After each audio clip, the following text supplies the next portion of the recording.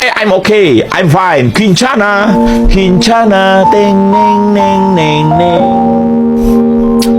Ku menahan rasa sakit, rasa sakit. Few moments later.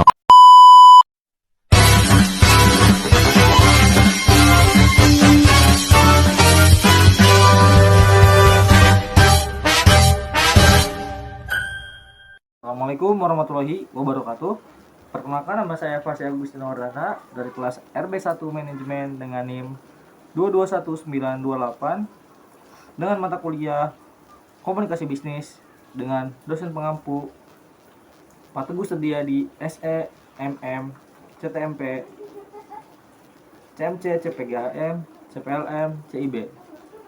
Di sini saya akan mereview kembali pelajaran-pelajaran yang saya sudah pelajari di semester 3, yaitu yang pertama ada komunikasi bisnis.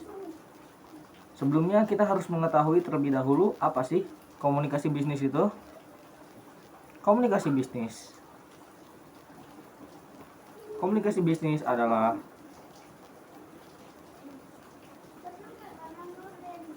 interaksi yang terjadi antara pelaku-pelaku bisnis.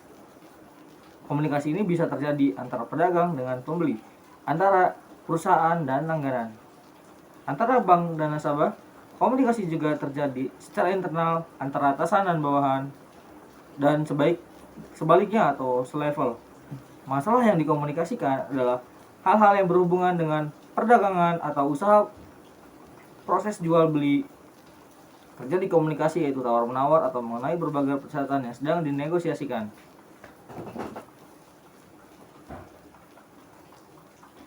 Komunikasi antara pedagang yang menjual atau menjajakan barang dagangannya dimulai dan menarik perhatian atau attention. Calon pembeli tersenyum, menyapa dan menunjukkan barang yang akan dijualnya. Bila sudah ada perhatian dari calon pembeli, pedagang akan meningkatkannya dengan memperkenalkan barangnya agar muncul rasa suka, interest. Setelah berhasil memunculkan rasa suka tersebut, pedagang akan meningkatkan menjadi keinginan desire untuk membeli. Dan akhirnya kalau sudah cocok akan terjadi transaction atau action jual beli. Proses inilah yang dalam ilmu marketing disebut dengan rumus AIDA. Pada tahapan-tahapan itu terjadi proses komunikasi. Dengan demikian dipahami beberapa pentingnya komunikasi dalam berbisnis. Selanjutnya ada proses komunikasi dan unsur komunikasi. Yang pertama ada proses komunikasi. Komunikasi dapat dipandang sebagai proses penyampaian informasi, proses penyampaian gagasan dari seorang kepada orang lain, proses penyebutan arti terhadap gagasan.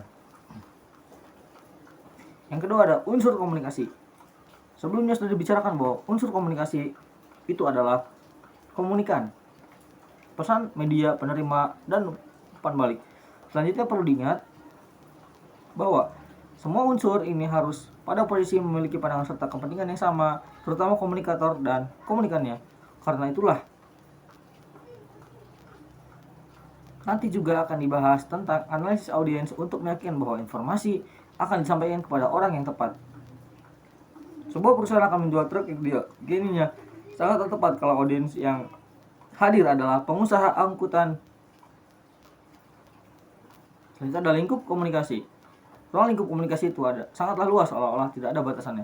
Komunikasi ada pada berbagai bidang kegiatan kehidupan manusia. Bidang-bidang komunikasi meliputi komunikasi organisasional, komunikasi bisnis, komunikasi sosial, komunikasi politik, komunikasi budaya, komunikasi internasional, komunikasi keluarga, komunikasi pendidikan, komunikasi tentang kesehatan, dan sebagainya. Selanjutnya ada tujuan komunikasi bisnis. Yang pertama ada memberi informasi. Setiap proses komunikasi pasti memiliki tujuan utama untuk berbagi informasi. Dalam proses komunikasi bisnis, informasi yang diberikan berkaitan dengan kepentingan perusahaan. Namun perlu diperhatikan bahwa sebuah informasi harus disampaikan dengan baik agar isi pesan dapat diterima dan memiliki makna yang sama bagi pengirim pesan dan penerima. 2. Melakukan persuasi. Komunikasi bisnis bertujuan untuk melakukan persuasi atau ajakan kepada penerima dengan memberikan alasan yang meyakinkan dan menunjukkan prospek baik dari sebuah proyek atau keseluruhan perusahaan. Yang ketiga ada terciptanya kolaborasi. Mengoptimalkan komunikasi bisnis dalam setiap kegiatan perusahaan dan menciptakan sebuah kerjasama atau kolaborasi dengan perusahaan lain. Proses negosiasi dan persuasi menggunakan komunikasi yang sangat baik dan berperan untuk terbangunnya hubungan yang baik antar perusahaan. Hubungan baik tersebut nantinya dapat menjadi faktor terciptanya kolaborasi yang menguntungkan. Ada 5 jenis komunikasi bisnis. Yang pertama ada komunikasi internal. Komunikasi internal merupakan komunikasi yang terjadi di dalam perusahaan tanpa melibatkan pihak luar. Terdapat 2 jenis tingkatan, yaitu komunikasi internal vertikal yang dilakukan antara anggota perusahaan dengan atasan, dan komunikasi internal horizontal sesama anggota perusahaan dengan tingkatan yang sama. Proses komunikasi internal dapat dilakukan secara langsung maupun menggunakan berbagai media. Seiring dengan berkembangnya zaman, komunikasi internal dapat dilakukan di mana saja menggunakan beragam media komunikasi berupa teks, suara, maupun video. Yang kedua ada komunikasi eksternal. Komunikasi eksternal merupakan jenis komunikasi yang dilakukan antara pihak perusahaan dengan calon atau rekan bisnis. Komunikasi eksternal umumnya dilakukan untuk menjalani negosiasi atau proses kerjasama. Yang ketiga ada komunikasi formal. Komunikasi formal merupakan komunikasi yang dilakukan dengan persetujuan seluruh pihak dan mengarah pada kepentingan perusahaan. Komunikasi formal dapat ditemukan pada kegiatan rapat, penyampaian ide, wawancara, seminar, dan kegiatan yang lain berkaitan dengan rencana pencapaian tujuan perusahaan. Yang keempat ada komunikasi informal. Komunikasi informal adalah proses komunikasi yang dilakukan tanpa perlu memperhatikan struktur perusahaan. Yang kelima ada komunikasi Grapevine. Komunikasi Grapevine adalah komunikasi bisnis informal yang biasa digunakan antara karyawan suatu perusahaan dalam komunikasi informasi yang diberikan dengan cara bercabang dan tidak beraturan. Pentingnya komunikasi bisnis bagi suatu perusahaan. Yang pertama ada membantu meningkatkan produktivitas. Yang kedua ada membantu meningkatkan pelanggan. Yang ketiga ada membangun kemitraan. Yang keempat ada membantu menyelesaikan masalah. Yang kelima menyusun rencana dan kebijakan. Selanjutnya kita akan lanjut ke materi komunikasi dalam organisasi.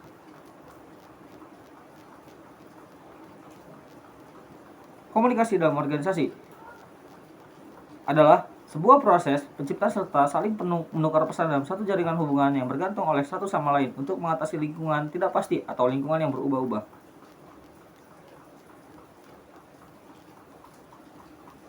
Menurut pandangan Frank, interaksi antara anggota organisasi atau anggota dengan pemimpin organisasi bukan merupakan komunikasi organisasi, melainkan interaksi antar organisasi tersebut dengan sasaran komunikasi yang bukan bagian dari organisasi tersebut. Teori-teori dan jenis teori komunikasi organisasi. Yang pertama ada teori struktural klasik. Teori pertama ini berkembang sejak tahun 1800-an dan dapat disebut sebagai teori mesin. Teori ini menjelaskan bahwa organisasi digambarkan sebagai sebuah lembaga yang sentral akan tugas-tugasnya serta memberikan petunjuk mekanis struktural yang bersifat kaku. Yang kedua ada teori neoklasik atau hubungan manusia. Teori ini dikembangkan oleh Elton Mayo dan muncul karena adanya ketidakpuasan dengan teori klasik atau teori mesin. Teori neoklasik mengacu pada pentingnya aspek psikologi serta sosial karyawan sebagai seorang individu atau kelompok kerja. Yang ketiga ada teori fusi. Teori ini dikembangkan oleh Bakke dan pada tahun 1957 agar menyempurnakan pendapat Bakke. Teori fusi berawal dari kesadaran Bakke pada tahun 1950 mengenai kesadaran mengenai kepuasan minat manusia yang berbeda dalam suatu birokrasi maupun organisasi. Yang keempat ada teori peniti atau penyambung. Teori ini dikembangkan oleh Rinus Likert yang menggambarkan mengenai struktur organisasi yang saling berkaitan dengan beberapa kelompok. Dalam teori ini menjelaskan bahwa terdapat penyelia yaitu anggota dari dua organisasi atau kelompok tersebut. Yang kelima ada teori sistem sosial. Teori satu ini menyatakan bahwa hubungan antar manusia memungkinkan suatu organisasi dapat bertahan lebih lama daripada orang-orang yang ada di dalamnya. Yang keenam ada teori public relation. Seperti yang dikatakan oleh Rundle, komunikasi organisasi merupakan kajian pada teori public relation. Teori ini menyatakan upaya yang dilakukan secara terencana dan berkesinambungan secara utuh atau menyeluruh oleh suatu organisasi.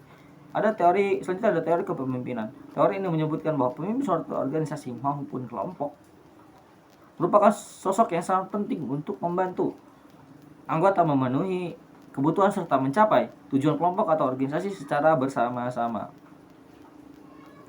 Selanjutnya ada jenis-jenis komunikasi organisasi.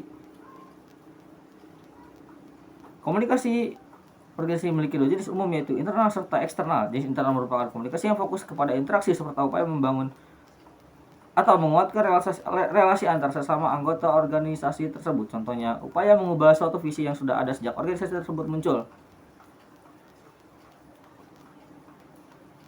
Pengubahan visi ini harus dilakukan dengan menyatukan pendapat setiap anggota, serta melalui diskusi serta komunikasi antara anggota serta pemimpin organisasi yang baik serta serius serta intens. Manfaat komunikasi dalam organisasi. Yang pertama, dengan mengetahui teori komunikasi organisasi, maka sebagai seorang individu yang hidup dalam lingkungan atau kelompok organisasi tertentu dapat memahami posisi kita dalam organisasi atau kelompok tersebut. Manfaat kedua, ada pemahaman mengenai komunikasi organisasi dapat memperkuat hubungan antar anggota dan pimpinan organisasi. Manfaat ketiga, ada mempermudah tercapai tujuan organisasi. Yang keempat, ada mengetahui teori komunikasi organisasi dapat membuat seorang individu menyesuaikan diri serta menempatkan diri dengan baik dalam organisasi atau kelompok tersebut. Yang terakhir, ada mengetahui tugas seorang pemimpin dan anggota dalam suatu organisasi. Pemahaman mengenai teori komunikasi organisasi dapat membuat kita sadar akan tugas-tugas sebagai seorang pemimpin maupun anggota dalam sebuah organisasi. Selanjutnya ada komunikasi dalam pesan. Pesan dalam komunikasi harus disampaikan melalui cara dan media yang tepat, bahasa yang dimengerti, kata-kata yang sederhana dan sesuai dengan maksud serta tujuan pesan itu akan disampaikan dan mudah dicerna oleh komunikan. Selanjutnya ada contoh komunikasi efektif dan tidak efektif. Selanjutnya kita akan membahas tentang surat bisnis. Apa sih surat bisnis itu? Surat bisnis adalah surat yang berfungsi sebagai alat komunikasi tertulis untuk beragam tujuan tujuan bisnis dan dunia kerja, dari mulai kesepakatan, undangan, pernyataan informasi, dan lain sebagainya. Jenis-jenis surat bisnis. Yang pertama ada surat formal. Jadi surat ini umumnya dibuat untuk kebutuhan atau korespondensi yang bersifat formal. Contohnya, Anda ingin membuat perjanjian dengan perusahaan lain, investor, atau dengan klien. Yang kedua ada surat informal. Bertolak belakang dengan surat bisnis formal akan lebih terlihat kasuan dan bahasanya tidak terlalu kaku. Jenis surat ini bisa digunakan untuk meminta referensi kerja, ucapan terima kasih, penilaian karyawan, dan lain sebagainya. Berbagai bagian dari surat bisnis. Yang pertama ada kop surat, yang kedua ada tanggal, yang ketiga ada informasi penerima, yang keempat ada salam, yang kelima ada body atau isi surat, yang keenam tanda tangan. Baik, mungkin itu saja untuk surat bisnis. Selanjutnya ke materi selanjutnya. Selanjutnya ada pengaruh teknologi dalam komunikasi bisnis. Pengaruh teknologi dalam bisnis memang sangat signifikan. Apalagi perkembangan teknologi saat ini, komunikasi bisnis memang memiliki tujuan secara spesifik yang biasanya berfungsi dalam menjalankan roda bisnis. Dengan adanya penerapan teknologi di dalamnya, maka kita akan lebih mudah dalam mengembangkan komunikasi bisnis yang lebih kreatif. Teknologi saat ini akan membangkitkan penggunaan media komunikasi yang lebih menarik lagi. Tentu saja ini berarti proses komunikasi bisnis menjadi lebih mudah dan juga efektif. Ada beberapa macam pengaruh teknologi yang cukup bermanfaat dalam komunikasi bisnis. Pengaruh ini akan sangat berguna terutama dalam mengembangkan bidang bisnis yang akan dilakukan. Kira-kira apa saja pengaruhnya? Yang pertama ada menjangkau bisnis lebih luas. Teknologi bisa membuat bisnis menjadi lebih luas. Pembangunan jaringan pada suatu bisnis bisa dilakukan dengan mudah berkat adanya pengembangan teknologi, terutama teknologi informasi. Ini merupakan sebuah keuntungan tersendiri adanya teknologi tersebut. Menghilangkan jarak. Yang kedua ada menghilangkan jarak. Jarak yang ada saat ini sudah bukan menjadi hambatan bagi seseorang atau organisasi dalam menjalankan bisnisnya. Teknologi informasi memungkinkan terhubungnya produsen dengan komunikasi melalui cara-cara yang praktis. Yang ketiga ada mempercepat laju bisnis.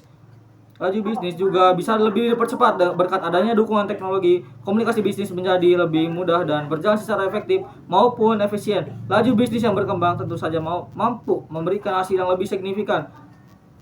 Tujuan komunikasi pemasaran bisa lebih cepat tercapai. Yang keempat ada memudahkan negosiasi. Teknologi juga bisa membuat negosiasi dalam komunikasi bisnis berlangsung dengan baik. Proses negosiasi menjadi lebih cepat dan tidak bertele-tele. Sebagai contoh, pihak ketiga bisa langsung ikut terhubung melalui teknologi pada saat negosiasi bisnis akan dilaksanakan. Yang kelima ada menurunkan biaya komunikasi. Era dahulu sebelum teknologi informasi berkembang, biaya untuk melakukan komunikasi mungkin jauh lebih mahal dibandingkan sekarang. Melalui berbagai macam upaya dalam pengembangan teknologi informasi, maka biaya dalam komunikasi bisnis bisa ditekan sehingga lebih banyak mendatangkan keuntungan. Yang keenam ada meningkatkan aliran komunikasi. Aliran komunikasi juga bisa menjadi lancar berkat pengaruh teknologi dalam jenis komunikasi bisnis tertentu. Ini disebabkan karena akses yang mudah pada saluran-saluran komunikasi yang ada. Kita bisa memanfaatkan hal ini supaya proses bisnis yang dilakukan juga bisa berkembang dengan baik. Yang ketujuh, mempermudah transaksi bisnis. Transaksi bisnis ini kita bisa semakin mudah dengan adanya teknologi ini di dalamnya. Konsumen bisa dengan praktis melakukan pembayaran berkat beragam cara pembayaran yang sekarang jauh lebih mudah dibandingkan dahulu. Proses ini juga akan tergantung dari bentuk komunikasi bisnis. Selanjutnya ada mempermudah kegiatan promosi. Promosi suatu jasa atau produk bisa dilakukan dengan mudah berkat adanya teknologi informasi. Era dahulu seorang pebisnis mungkin harus membayar mahal hanya untuk sekadar mempromosikan produknya. Namun saat ini pebisnis cukup melakukan promosi bahkan hanya melalui jaringan internet saja. Beragam fungsi komunikasi bisnis lainnya juga bisa dilakukan dengan lebih mudah. Yang kesembilan, meluasnya kesempatan bisnis. Kemudahan teknologi informasi menyebabkan peluang untuk kesempatan bisnis berkembang sangat pesat. Kita bisa merasakannya, terutama lapangan pekerjaan yang makin luas pula berkat adanya kemudahan dalam komunikasi bisnis. Penyebaran informasi yang berlangsung dengan cepat menjadi sebuah keuntungan tersendiri. Yang ke-10, peningkatan roda bisnis. Produksi dari bisnis bisa meningkatkan secara lebih maksimal. Ini merupakan salah satu keuntungan terbaik yang bisa didapatkan. Fungsi komunikasi bisnis dalam manajemen juga bisa lebih tercipta dengan baik. Kelancaran dalam komunikasi bisnis memang akan sangat berpengaruh dalam laju perputaran roda bisnis. Pengaruh teknologi dalam komunikasi bisnis juga bisa sangat bisnis bisa sangat terasa, terutama ditandai dengan grafik keuntungan yang semakin naik. 10 alasan kenapa komunikasi bisnis penting untuk keberhasilan bisnis Anda. Yang pertama, meningkatkan keterlibatan karyawan. Menurut penelitian yang dilakukan oleh Ragen Komunikasi Kepemimpinan adalah faktor komunikasi internal yang harus dilakukan oleh bisnis. Tim perlu saling mendukung, melatih dan meningkatkan para pemimpin dalam bisnis untuk berkomunikasi. Hal ini akan terjadi dengan meningkatkan statistik keterlibatan karyawan. Yang kedua, menghilangkan komunikasi yang tidak diperlukan. Dalam sebuah bisnis, biasanya email digunakan untuk segala sesuatu, memulai dari permintaan komunikasi, pemberian feedback karyawan, laporan pekerjaan, penugasan, komunikasi dengan pelanggan dan pemasok, undangan meeting, pembagian dokumen, pemberitahuan dari HRD tentang berbagai kegiatan bisnis, dan pemberitahuan ulang tahun. Menurut penelitian yang dilakukan oleh Radicati Group, rata-rata perusahaan menghabiskan 25% dari hari kerja untuk berkomunikasi melalui email, baik dengan pelanggan ataupun dengan karyawan, padahal hanya sebagian kecil dari email yang masuk ke kotak masuk yang langsung orang buka. Orang menyaring email-email penting berdasarkan pengirim atau subjek. Selain itu, banyak email yang orang terima sama sekali tidak relevan bagi orang tersebut. 3. Menghilangkan silo komunikasi. Terlalu banyak konten yang tidak relevan sering menghasilkan silo informasi. Silo komunikasi adalah suatu keadaan ketika sebuah tim atau departemen berbagi tugas umum, tapi berdasarkan pada kekuasaan dan status dari kelompok mereka. Mereka cenderung dengan enggan berbagi sumber daya dan ide dari departemen atau bagian lain. Yang keempat ada meningkatkan produktivitas karyawan. 4 dari 5 karyawan percaya bahwa komunikasi bisnis internal yang efektif membantu kinerja pekerjaan mereka.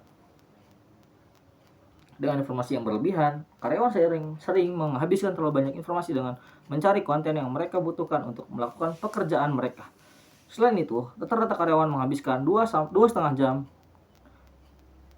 setiap hari untuk mencari informasi yang dibutuhkan. Yang kelima, ada meningkatkan komunikasi antar departemen.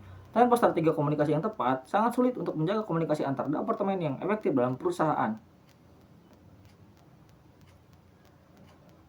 Misalnya, riset departemen Anda harus berada di halaman yang sama dengan marketing tim Anda, dan business office Anda harus sejalan dengan IT departemen. Yang keenam, meningkatkan komunikasi dengan karyawan work from home. Kini work from home sedang menjadi solusi atasi pandemi. Mungkin saja ini adalah cara kerja untuk berkelanjutan walaupun pandemi telah berakhir.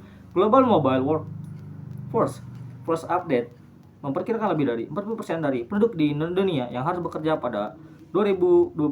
Apalagi negara seperti AS, angkanya bisa segera mencapai 75%. Kemungkinan pekerja work from home akan lebih besar dibandingkan sebelumnya. Berarti, jenis komunikasi kepemimpinan pendekatan manajemen baru diperlukan. Koordinasi antar perbedaan zona waktu hanyalah beberapa tantangan komunikasi yang dihadapi tim terpencil. Yang ketujuh, mengurangi turnover karyawan. Perusahaan dengan karyawan yang lebih terlibat dan puas menikmati tingkat turnover yang jauh terlibat rendah.